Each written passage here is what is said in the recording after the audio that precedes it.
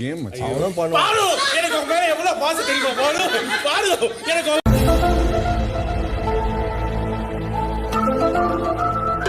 சுரேஷே நாளை இட்டுன்னு போயிட்டலடா. தாடா கோச்சாரா என்னடா சுரேஷே தாடா யாழு எனக்கு உங்க மேல எவ்வளவு பாசம் தெரியுமா? பாரு கண்டுபிடிது எனக்கு ஆளே இல்லடா. கண்டுபிடிது எனக்கு ஆளே இல்லடா. கண்டுபிடி ஆள் இல்லையா?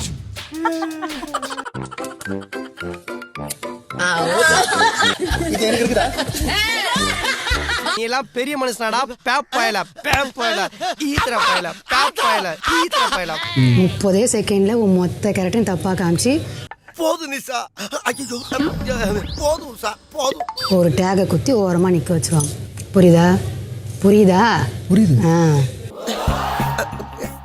ஒழுங்கா இருக்கிற வழியை பாரு.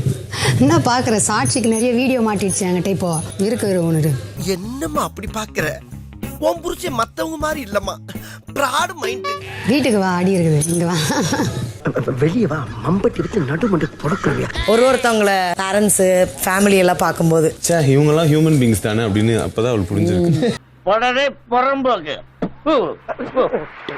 ஃபேமிலிலாம் இருக்கு பாரு. நீங்க நம்ம வின் பண்றதுக்காகலாம் இவங்க வரல, அவங்களும் வாழ்ந்துட்டு இருக்காங்க ஒரு வாழ்க்கை அப்படின்னு அவளுக்கு புரிஞ்சிருக்கு. சூப்பர் பரவாயில்ல. பழுக்க தலையா அப்படியே எத்தனை தலை தனியா ஓடி போயிடும். ஏன்னா அம்ம நேரம் பாத்துக்கிட்டு ஓவரா பாத்துக்கிட்டு ஒரு இடம் செய்யுங்க. Divya loop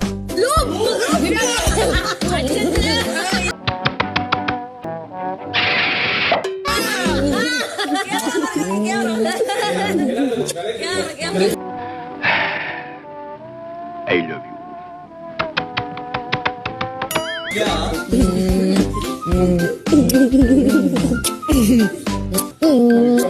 Yeah, you set my soul on fire.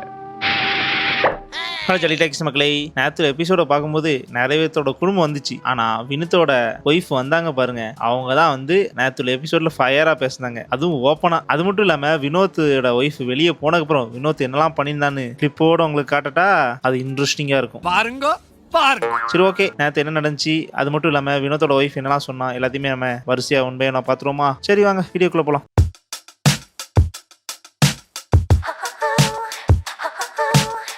First எடுத்து வந்து இங்கே கிச்சனில் வேலை பார்த்துட்டு இருந்தாங்க கனி. அப்போ பக்கத்தில் வந்து திவ்யா உட்காந்துட்டு இருந்தாங்க. ஸோ அங்கிட்ட அப்படியே வந்து பக்கத்தில் நடந்து வந்துட்டு இருந்தார் அமித். அதை பார்த்த கனி வந்து என்ன அமித் இங்கே அப்படிங்கிறதுக்கு சும்மாங்க இங்கிட்டு வாக்கில் வந்தேன் அப்படின்னு சொன்னதுக்கு இல்லை நீங்கள் எப்பவுமே வந்து பார்வோட தானே இருப்பீங்க அப்படின்னு பொசுக்குன்னு உண்மையை சொல்லிட்டாங்க. இதை பார்த்த திவ்யா வந்து சிரிக்க ஆரம்பிச்சா. இதுக்கு வந்து அமித் என்ன தரமா நினைச்சிருப்பான், கொடிக்குளம் பேச்சு தங்கச்சி மாதிரி. தங்கச்சி மாதிரியோ அக்கா மாதிரியோ பேச்சியே தெரியும்ல. அப்படியே வந்து அவங்கள ரேக் பண்ணிட்டு இருந்தாங்க. அதுக்கப்புறம் பார்த்தா கனி வந்து பாத்திரம் வளைக்கிட்டு இருக்கும்போது இங்க பாருங்க இந்த சட்டியை கழுவவே இல்லை, இது யாரு கழுவணும்? பாரு அப்படின்னு வினோத் சொல்றான். சொன்ன உடனே பாருக்கு சப்போர்ட்டா வந்து அமித் வந்து அது வந்து கோச்சியோட அடிக்கீங்க அதனால கிளீன் பண்ண முட்டாங்க அப்படின்னு சப்போர்ட்டுக்கு வரான். என்னடா நடக்குதுங்க? ஒன்னு அடிச்சா அவளுக்கு வலிக்குதே, அவன் அடிச்சா உனக்கு வலிக்குதே. அப்ப நான் என்ன? அமித் சொன்ன உடனே வந்து வினோத் வந்து அப்போ கக்கூஸ் போனாலும் நாரும், அப்போ கக்கூஸ் போகாம இருக்க வேண்டியதானே அப்படின்னு கலாய்க்கிறானா.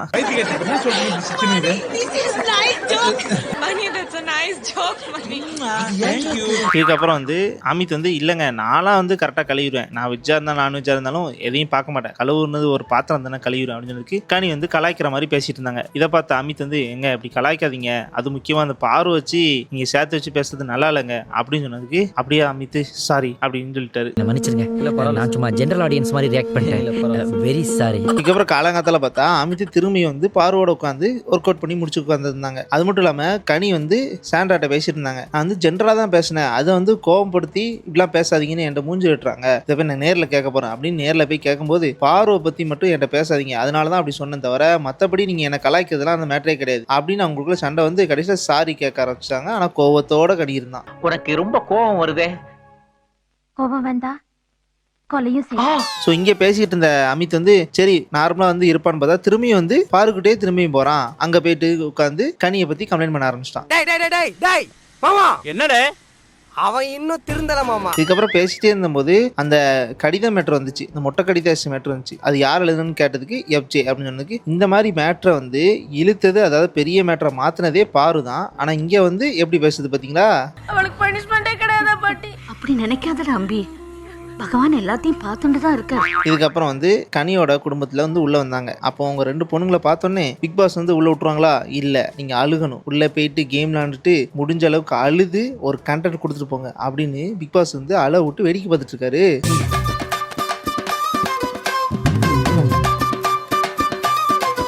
இதுக்கப்புறம் அந்த டாஸ்க்கை எப்படியோ கஷ்டப்பட்டு முடிச்சுட்டு வெளியே வந்து கட்டி பிடிச்சி அழுதுட்டே வந்து பெட்ரூம்ல உட்காந்து அழுதுட்டு இருந்தாங்க. அப்போ பார்த்தா ஷோரூம்ல இருந்து அவங்க தங்கச்சியான விஜய் வந்து உள்ள வராங்க. Prasad, what a surprise. இதுக்கப்புறம் வந்து 7 வருஷம் ஆச்சுல பிக் பாஸ் வீட்டுக்குள்ள இந்த விஜயலட்சுமி வந்து. ஸோ பிக் பாஸும் அவங்களும் 2 பேரும் ரொமான்ஸ் பண்ற மாதிரி பேசிக்கிட்டாங்க. இதுக்கப்புறம் விஜயலட்சுமி வந்து கனியை தனியா கூட்டு வந்து, நீ நல்லா தான் பண்ற, பட் இருந்தாலும் உன்னோட ஃபேஸ் வந்து ஒன்னா சொல்ல வரல. அப்ப என்ன அர்த்தம்? நீ ஒண்ணுமே பண்ணலன்னு அர்த்தம். ஸோ உள்ள இருந்து வெளியே வா, அந்த அன்பு கேங்ல இருந்து வெளியே வா அப்படின்னு உட்காந்து அட்வைஸ் பண்ணிட்டு இருக்காங்க. நீ ஜெயிச்சா உன்ன மாதிரி மொட்டைக்கு கிடைக்கிற அத்தனை பொண்ணுங்களும் ஜெயிச்ச மாதிரி வெளியே வா. மேடம், நீங்க இவ்வளவு நேரம் பேசுனது எல்லாமே ஓகே தான், அதாவது கனிக்கெல்லாம் அட்வைஸ் கொடுக்கீங்க. பட் நீங்களும் சீசன் 2ல இருந்திருக்கீங்க. பட் நீங்க பேசுனது முதற்கொண்டு இங்க ஒன்னா சொல்ல ரொம்ப கம்மியா தான் வந்திருக்கு. ஸோ உங்களுக்கு இன்னும் பயிற்சி வேண்டுமோ? இவன் டம்மி தான் போட்டுருக்கு. ஏய், அவனை போ சொல்லுங்க. இதுக்கப்புறம் வந்து கனியும் திவ்யாவும் ஏதோ வந்து மீன் குழம்பும் ரசமும் இதை வச்சு கொடுத்துருக்காங்க போலக்கு. பிக் பாஸ் வந்து சாப்பிட்டுட்டு நல்லா இருக்கு திவ்யா அப்படின்னு சொல்லியிருக்காங்க. உடனே திவ்யா ஃபர்ஸ்ட் தேங்க்ஸ் சொல்லிட்டு, இவர் உண்மையிலே சாப்பிடுவாரா இல்லை சும்மா சொல்லுவாங்களா அப்படின்னு கேட்டோடனே விக்ரம் வந்து, ஆமா, இவங்களுக்கு வந்து தேங்க்ஸ் சொன்னாலும் குத்தம், தேங்க்ஸ் சொல்லாமல் இருந்தாலும் குத்தம், நல்லா இருக்குன்னு சொன்னா அணுவீங்க, அதை கொண்டு ஆராயக்கூடாது இப்படின்னு சொன்னோன்னே பிக் பாஸ் வந்து, இது நல்லா இருக்க, நீ லூப்ல போடா அப்படின்னு சொல்லிட்டாங்க. அவர் உடனே லூப்ல போயிட்டு இருந்தார். இதுக்கப்புறம் வந்து லூப்ல போனதை பார்த்த பாரு வந்து, இதாண்டா சான்ஸ், இவனை வச்சு செய்யலாம் அப்படின்னு தலையில தண்ணி ஊத்த ஆரம்பிச்சிட்டா. இதுக்கப்புறம் பிக் பாஸ் வந்து குசுமுக்காரர்ல அவர் என்ன செஞ்சாருன்னா பாருவை ஃப்ரீஸ் பண்ணிட்டு விக்ரம அன்ஃப்ரீஸ் பண்ணிட்டாரு. மாமனே, எங்க 2 பேருக்குள்ள பத்த வச்சுட்டு நாங்க அடிச்சிட்டு சாவணும், நீ கையை தூக்கிட்டு ஓடி கத்துவ, நான் பார்த்து சும்மா இருக்கணும்டா. சோ விக்ரம் சும்மாவா இருப்பாரு? அந்த பாட்டில் இருக்க தண்ணி அப்படியே திறந்து தலையில ஊத்திட்டாரு. இதுக்கப்புறம் வந்து அன்ஃப்ரீஸ் பண்ணிட்டாங்க பார்வை. ஸோ அதுக்கப்புறம் வந்து விக்ரம் மேல ஊத்தலான்னு ட்ரை பண்ணும்போது கமருதீன் வந்து தடுக்க ஆரம்பிச்சிட்டான். தடுத்து அதெல்லாம் பண்ணக்கூடாது அப்படின்னு அவங்களுக்குள்ள வந்து வாக்குவாதம் வந்துட்டு இருக்கு. இதுக்கப்புறம் பார்வை வந்து கன்வின்ஸ் பண்ணிட்டு ஒளிச்சுன்னு அந்த தண்ணி எடுத்து ஊத்துனா பாருங்களேன். இதுக்கப்புறம் வந்து பழைய விக்ரமா இருந்தா வச்சுங்களேன், தண்ணி ஊத்தின வேகத்துக்கு பார்வை பலார்னு அடைஞ்சிருக்க மாட்டான். பட் இப்போ வர்றதெல்லாம் பார்க்கும்போது பாருக்கும் இவங்களுக்கும் ஏதோ ஒன்று லிங்க்ல ஓடிட்டு இருக்கு போலக்கு. ஸோ 2 பேரும் ஜாலியா இருக்கிறாங்க. அப்ப எங்களுக்குள்ள ஏதோ ஒன்று இருக்குல்ல, தப்போ ரைட்டோ, கடவுள் எனக்கு கொடுத்த கடைசி சான்ஸா நினைச்சுக்கிறேன், எனக்கு அவ வேணும். இதுக்கப்புறம் வந்து சபரியோட வீட்டுல இருந்து வந்தாங்க. அதாவது அவங்க அக்கா, குழந்தைகள், அதுக்கப்புறம் அவங்க அம்மா. ஸோ நேரடியாக பார்க்க விட மாட்டாங்கல்ல. ஸோ அதுக்கு ஒரு டாஸ்க் வச்சாங்க பாருங்களேன். அந்த டாஸ்க் எப்படி ஆடுறான்னு மட்டும் பாருங்களேன் சபரி.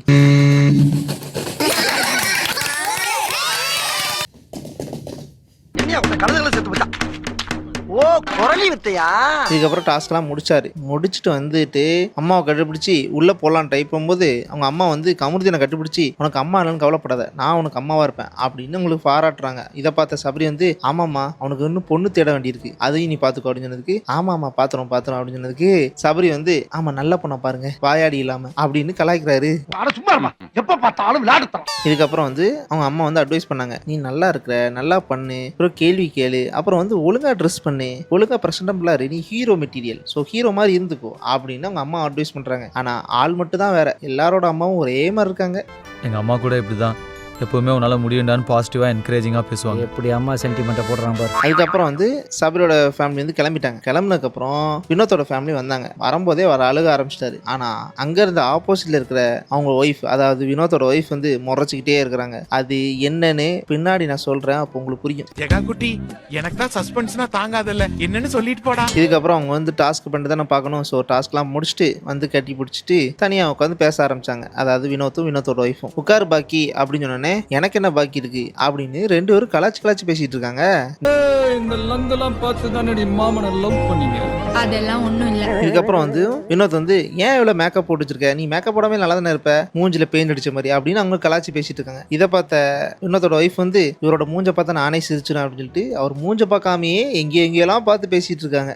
ஏய், நான் பேசினா கண்ணை பார்த்து பேசுறேன் பாரு.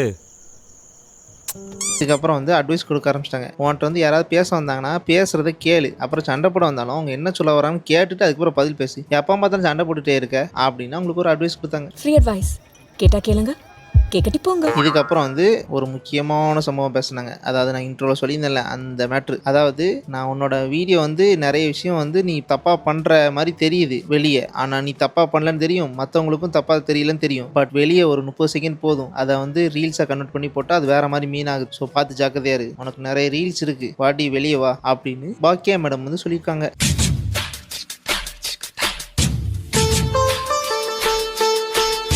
A few minutes later.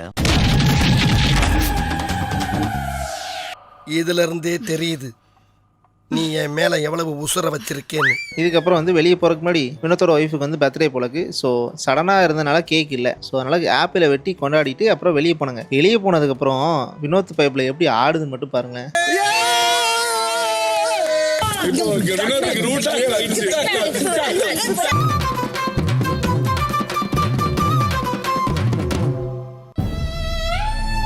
இதை பார்த்த பிக் பாஸ் வந்து என்ன வினோத் என்ன டான்ஸ் ஆடுற மாதிரி இருக்கு, எது உன் ஒய்ஃப் வெளியே போனதுக்கப்புறம் என் பொண்டாட்டி ஊருக்கு போயிட்டான்னு மாதிரியா இருக்கு உனக்கு அப்படிங்கிறதுக்கு இல்லை பிக் பாஸ் அப்படின்னு பீஸ் சமாளிக்குது. ஆனால் நம்மளுக்கும் பார்க்கும்போது எப்பாடி போயிட்டாப்பா இவ இருந்தா வந்து நோண்டி நோண்டி நிறைய விஷயம் தெளிவாக கேட்க ஆரம்பிச்சிட்டா, வெளியே போன சந்தோஷம் அப்படின்னு நினைக்கிற மாதிரி தான் எனக்கு தோணுது. நீ மேற்கொண்டு இரட்டி எலும்பு சம்பளத்தை புரிஞ்சு செய்வனை வச்சு கெடுத்து விட்டு வந்திருக்கியே, அதுல என்ன உனக்கு அப்படி சந்தோஷம்? அண்ணா சும்மா ஜாலிக்கு பண்ணனே, இது ஜாலியா? இதுக்கப்புறம் வந்து பாரு, கனி, விக்ரம், சபரி எல்லாம் பேசிட்டு இருந்தாங்க. அப்போ வந்து வீட்டுல இருந்து வந்தா எப்படி பேசணும் அப்படின்னு பாரு பேசிட்டு இருந்தா. அப்போ வந்து என்ன சொல்றானா, என் அண்ணனை பார்த்தா எனக்கு பயம், அண்ணன் மட்டும் வந்தா என்ன சொல்ல போறானோ என்ன செய்ய போறானோ தெரியல, அண்ணன் மட்டும் வராம இருந்தா நல்லா இருக்கும் அப்படின்னு பேசிட்டு இருந்தா. இதை பார்த்த பிக் பாஸ் வந்து சும்மா இருப்பாங்க, ஓ உனக்கும் அண்ணனை பார்த்தா பயமா, அப்போ அண்ணனை விட்டாதான் கண்டன் கிடைக்கும், கம்மு ஏதாவது பண்ணுவாங்கன்னு சொல்லிட்டு பிளான் போட்டு உள்ள விடுவாங்க. உள்ள விட்டோன்னு என்ன நடக்கும் தெரியுமா, விக்கிற விலைவாசிக்கு பால், பழம், பாதாம் எல்லாம் வாங்கி கொடுத்து வளர்த்து விட்டா 5 ரூபாய்க்கு அயன் பண்ண சொக்கா போட்டுன்னு வந்து நீங்க அள்ளின்னு போயிடுவீங்க. இதுக்கப்புறம் வந்து அமித் வந்து சாண்ட்ரா கிட்ட கனியை பத்தி இவங்க ஏன் இப்படி பண்றாங்க, ஏன் இவ்வளோ டாக்ஸிக்கா இருக்காங்க, சாரி கேட்கறது கூட அவங்க வந்து சிரிச்சுட்டே வந்து கலாச்சி பேசுற மாதிரி அப்படின்ட்டு கேட்கறாங்க, ஒழுங்காவே இல்லை அப்படி இப்படின்னு இந்த பீஸ் வந்து சொல்லிட்டு இருக்கு. இதை பார்த்த சாண்ட்ரா வந்து அவ அப்படித்தான் அப்படின்னு பேசுவாங்க பார்த்தா இல்ல அவங்க டோனே அப்படிதான், மற்றபடி அவங்க ரொம்ப நல்லவங்க, நானே அப்படிதான் நினைச்சிட்டு இருந்தேன், பட் பழகும் போதுதான் தெரிஞ்சு அவங்க வந்து ரொம்ப நல்லவங்க அப்படின்னு வந்து பாசமலர மாதிரி பேச ஆரம்பிச்சிட்டாங்க. உங்களை எதிரில் நின்று பார்த்து உங்களை எதிரியாவே நினைச்சிட்டேன், பக்கத்துல இருந்து பார்த்துட்டு உங்க ஒசரம் தெரிஞ்சிருக்கும், உங்க மனசு புரிஞ்சிருக்கும். அது மட்டும் இல்லாம அமித்தோட மேட்ரு, அதாவது பாரும் அமித் தப்பா பேசினாங்களே அதை பத்தி நீ கவலைப்படாதீங்க அப்படின்னு ஒரு மோட்டிவேஷன் பீஸ் கொடுத்து, அது மட்டும் இல்லாம ரொம்ப நல்லவங்க மாதிரி பேசுறாங்க. இப்படி சடனா சேஞ்ச் ஆகிறதுக்கு சாண்ட்ராக்கு என்ன நடந்திருக்கும், நேத்து பிரஜன் வந்து தனியா ஏதாவது டிப்ஸ் கொடுத்துட்டு போயிருப்பாங்களோ, அதெல்லாம் ஒரு தொழில் ரகசியம் ஆயாச்சு. சரி ஓகே, நேரத்துல வீடியோ அவ்வளவுதான். உங்களுக்கு இந்த வீடியோ பிடிச்சிருந்துச்சா பிடிக்கல எல்லாத்தையும் கமெண்ட் பாக்ஸ் லீவ் பண்ணிட்டு போங்க. அது மட்டும் இல்லாம வினோத் வந்து கரெக்டா தான் பண்ணா, ஆனா தப்பா வெளியே ப்ராஜெக்ட் ஆயிருக்கா இல்ல வினோத்தோட கேரக்டரே அந்த மாதிரியா, இது உங்களுக்கு தெரிஞ்சாலும் கமெண்ட் பாக்ஸ் லீவ் பண்ணிட்டு போங்க. நம்ம அடுத்த ஒரு நல்ல வீடியோல வர்ற வரைக்கும் நான் தான் உங்க ஜாலி, பை.